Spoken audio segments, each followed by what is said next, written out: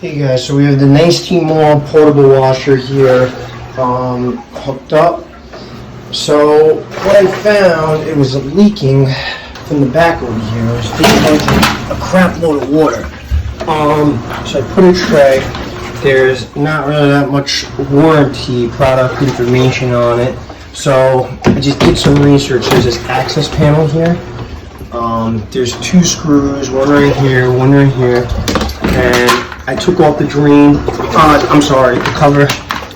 And what I found here where the drain is, this drain hose kind of wobbles right on this one, and this caused a little leak right here. So what I'm going to do is I'm going to take some